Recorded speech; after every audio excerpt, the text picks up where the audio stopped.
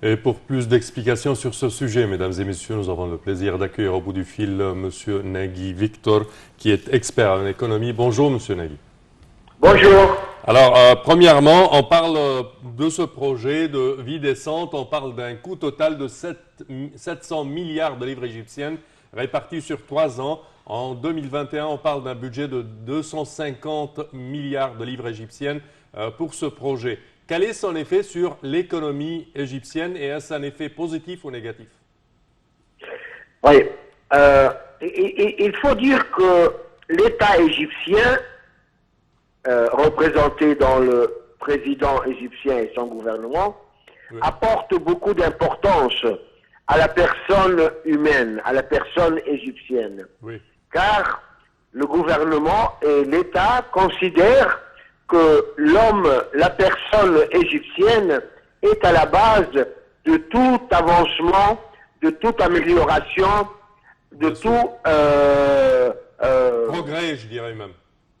Comment? De tout progrès. Absolument. Alors, ceci étant, le projet Vie décente touche presque 1500 villages. Oui. Et quand on dit touche 1500 villages, on rentre dans un village et avant de sortir, on réhabilite tout le village du point de vue d'eau. Donc, il faut amener l'eau potable, qu'il y ait des robinets. Les Oui. gens puissent boire de l'eau potable dans le village. Il faut, en même temps, qui dit avoir de l'eau, avoir un système d'assainissement Oui. des égouts pour évacuer cette eau. Ça, au point de vue des choses préliminaires. En même temps, l'électricité. On sait que l'Égypte a fait des grands progrès dans le domaine de l'énergie. L'électricité, et il faudrait maintenant fournir dans ces villages l'électricité nécessaire pour éclairer leurs maisons. En même temps, on parle du bâtiment lui-même. Oui. Ces bâtiments qui sont faits en terre battue.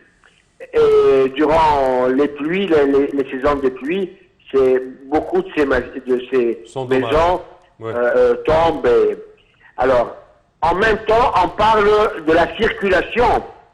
C'est pas parce qu'on est dans un milieu urbain qu'il faudrait qu'on marche sur une terre battue. Oui. Asphalter les routes. Et qui dit asphalter les routes signifie qu'il faudrait faire avant l'asphalte les infrastructures, Certes. y compris l'éclairage Certes. de ces routes. Oui, hier, le Premier ministre avait parlé d'un total de 14 000 kilomètres de route. Absolument. Oui, oui. Il y a un boom, il y a un flash dans ce domaine concernant les routes. En même temps, il faudrait parler de l'éducation.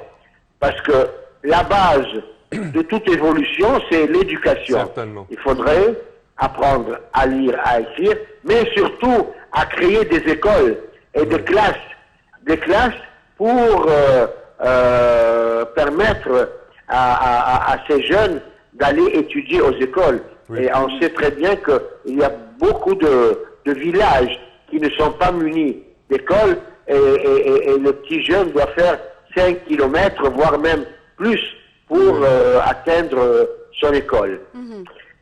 De l'autre côté, oui. Oui. Hier, Monsieur le Président a affirmé que choisir la voie de la paix ne signifie jamais une permission de toucher aux droits de la patrie et il a assuré que tous les projets de l'Égypte visent à préserver l'eau. Et on sait très bien qu'une initiative Vie décente, c'est plusieurs projets en complémentarité. Comment vous voyez ces déclarations et la complémentarité entre les projets de l'initiative Vie décente?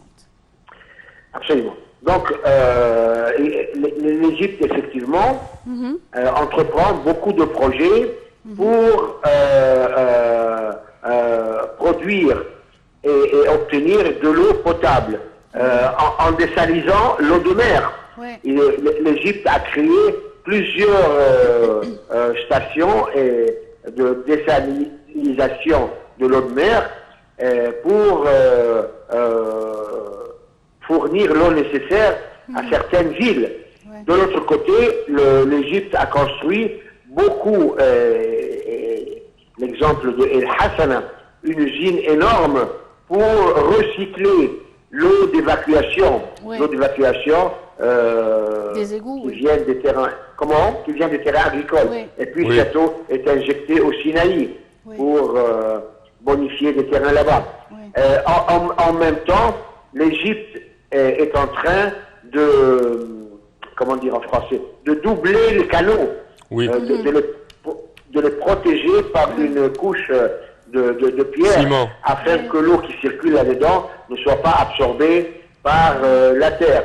Tous ces projets-là sont réalisés afin de pouvoir préserver la goutte d'eau et en même temps fournir à l'Égypte, que ce soit pour l'irrigation ou pour l'utilisation des personnes humaines, l'eau potable nécessaire à leur vie. Parfait. Monsieur Nagui Victor, vous êtes expert en économie. Merci pour vos éclaircissements et on continue avec notre tournée dans la presse locale.